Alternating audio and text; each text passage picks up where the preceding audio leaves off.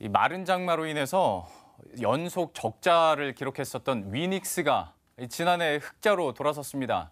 그런데 흑자로 돌아서자마자 배당 잔치를 벌이고 있는데요. 작년 말 결산 배당에 이어서 올해 중간 배당까지 했는데 전체 배당금 62억 원 중에서 오너 일가가 36억 원을 챙겨갔습니다. 박지은 기자가 보도합니다. 마른 장마가 이어지면서 지난 2015년엔 171억 원, 2016년엔 139억 원의 순손실을 냈던 위닉스. 지난해엔 공기청정기 판매 급증으로 113억 원의 흑자를 기록하며 오랜만에 활짝 웃었습니다.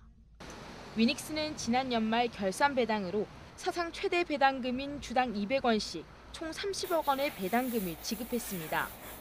위닉스의 지난해 결산 기준 배당 성향은 26.5%, 국내 상장사 평균 16%를 훌쩍 뛰어넘는 수준입니다. 그런데 올 들어서 6개월 만에 다시 중간 배당금으로 주당 200원씩 총 32억 원의 배당을 결정했고 오늘 지급합니다. 위닉스가 중간 배당을 실시하는 건 2000년 상장 이후 18년 만에 처음입니다. 지난 4월에 지급된 지난해 결산 배당금으로 윤희종 회장과 아들 윤철민 대표는 각각 11억 원과 7억 원씩을 챙겼습니다.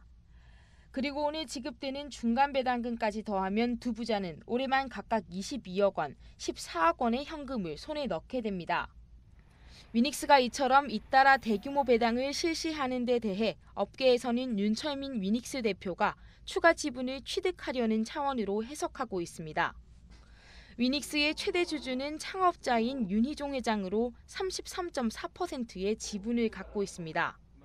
그동안 계열사 위니맥스라는 회사를 운영해오던 윤 대표는 2014년 위닉스와 합병하면서 위닉스 지분 21.4%를 확보했습니다. 승계를 하려면 추가 지분 확보가 필수적인데 이 자금 마련을 위해 잇따른 배당을 실시하는 것으로 업계는 관측하고 있습니다. 같은 맥락에서 올 연말에도 지난해와 같은 수준의 결산 배당을 할 것으로 예상합니다. 이렇게 되면 약 1년 동안 90억 원의 배당이 이루어지게 되는데 그중 절반인 45억 원을 오너 부자가 챙기게 됩니다. 이에 대해 위닉스 측은 현재로서 오너 일가의 지분 변동 계획은 없다며 오너 일가와 관계없이 이익이 나면 주주들에게 이익을 돌려주는 주주 환원 체계의 일환일 뿐이라고 밝혔습니다. 머니투데이 방송 박지은입니다.